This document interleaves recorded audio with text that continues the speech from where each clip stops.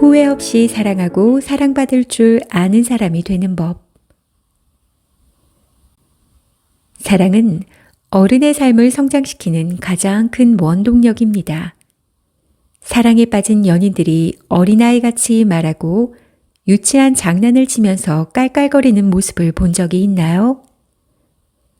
매우 닭살스러운 행동임을 알면서도 그러는 까닭은 그것이 바로 과거 어느 순간에 상처받은 자신을 치유하는 과정이기 때문입니다. 어린 시절 충족되지 못한 사랑을 현재의 관계를 통해 채워나가려고 하는 것입니다. 그런데 사랑이 좋다고 해서 모두가 잘하는 것은 아닙니다.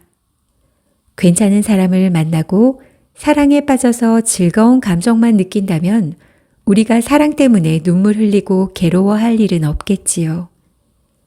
사랑이 주는 기쁨과 슬픔을 넘어서 인간으로서 한 단계 성장하기 위해서는 사랑에 마음을 여는 것 외에 지식과 훈련이 필요합니다.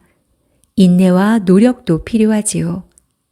특히 사랑은 매우 미묘한 특성이 있습니다.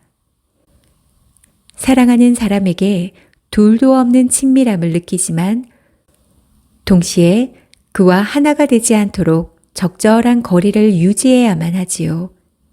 둘이 함께하지만 홀로 있을 수 있는 능력, 독립성과 개성을 존중하면서도 뜨거운 관심을 유지할 수 있는 능력이 필요합니다. 그렇지 않으면 사랑이 날카로운 칼날이 되어 서로를 베는 것은 한순간입니다. 아무리 사랑해도 외로움은 결코 사라지지 않는다. 사랑에 대한 유명한 신화가 있습니다. 플라톤의 향연에서 희극 작가 아리스토파네스가 이야기를 한 것이지요. 원래 인간은 4개의 팔과 4개의 다리, 그리고 2개의 성기를 가지고 있었습니다. 그는 앞뒤 자재자유로 움직일 수 있었고 엄청나게 빠르고 힘이 셌고 아주 거만했습니다. 결국 그는 막강한 힘으로 신을 위협하기에 이르렀고 이에 분노한 제우스는 그를 둘로 갈라놓았습니다. 그때부터 인간은 자신의 반쪽을 찾아 헤매게 되었습니다. 이 신화에 따르면 사랑은 자신의 잃어버린 반쪽을 찾아 다시 완벽한 하나로 합치되려는 열망입니다. 그런데 인간의 탄생과 성장 과정을 살펴보면 이 신화가 보여주는 통찰이 놀라울 따름입니다. 우리는 모두 엄마의 뱃속이라는 완벽한 세상에서 탄생합니다. 뱃속 아이는 추위도 더위도 배고픔도 모른 채 편안하게 자랍니다. 그리고 태어나는 순간부터 시련이 시작됩니다. 세상은 춥고 배고프고 불편한 것 투성입니다. 무언가가 필요하거나 어디가 아프면 울어서라도 도움을 요청해야 합니다.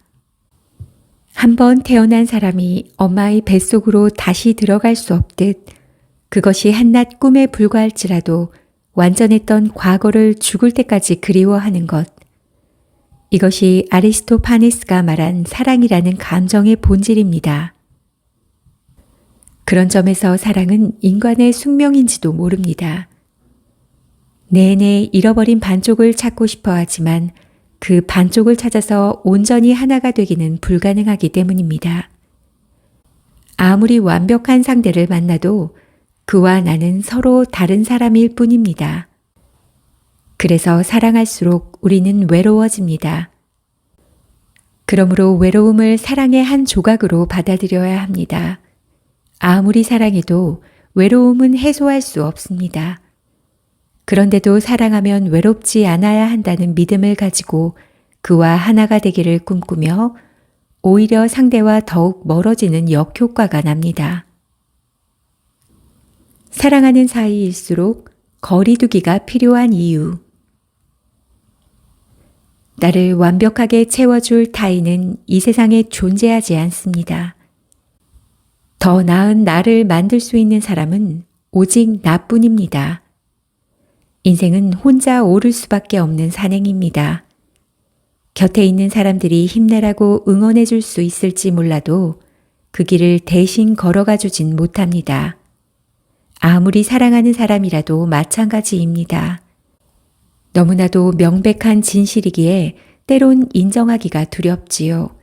그러나 거부해봐야 자신에게 이로울 게 없습니다. 타인이 못해주는 걸 끝내 포기하지 않은 채 기대하고 실망하는 것만큼 어리석은 일도 없으니까요. 그러니 사랑하는 사람을 자유롭게 해주세요. 그의 생동감을 더 살아날 수 있도록 도와주세요. 사람은 자신을 더 낫게 만들어주는 사람 곁을 절대 떠나지 않습니다. 그것이야말로 애쓰지 않고도 단단한 관계를 만들어 나가는 사랑의 역설입니다. 진정한 사랑은 상대를 더 자유롭게 해주려는 의지다. 사랑하는 사람과 적절한 거리 두기에 실패할 때 받게 되는 상처는 어마어마합니다. 사랑하는 사람을 독립적인 존재가 아니라 자신의 연장선에 있다고 여기면 그를 마음대로 휘두르려고 하지요. 사랑한다면서 그의 뜻을 무시하고 싫어하는 일을 하려고 하면 못하게 합니다.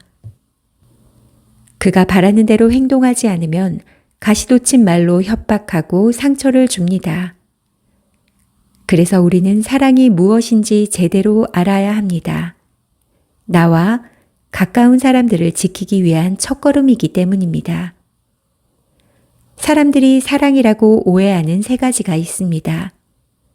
첫째, 바로 희생을 사랑으로 착각하는 것입니다. 더 많이 희생할수록 더 많이 사랑한다고 생각합니다.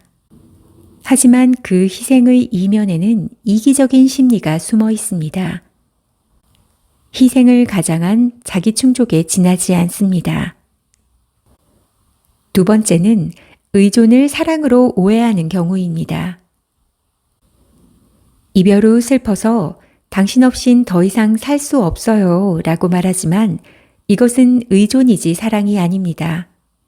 사랑은 혼자서도 잘 살 수 있지만 그와 함께해서 더 행복하기를 바라는 것입니다. 세 번째는 느낌을 사랑으로 오해하는 경우입니다. 스스로도 어떻게 할 수 없는 강렬한 느낌에 이끌려 운명처럼 사랑에 빠지는 경우, 이런 오해를 하기 쉽습니다. 감사하고 배려하고 노력하는 태도로 서로를 존중하는 것이야말로 사랑을 오래도록 유지하는 비결입니다. 오래 함께하기 위해 반드시 지켜야 할 것.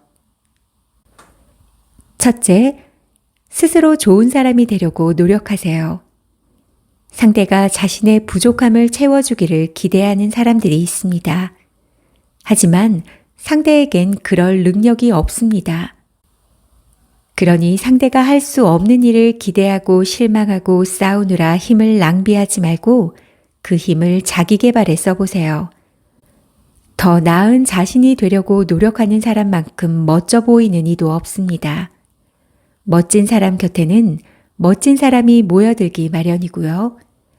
내가 나를 잘 돌볼수록 괜찮은 사람과 건강한 관계를 맺을 가능성도 높아집니다.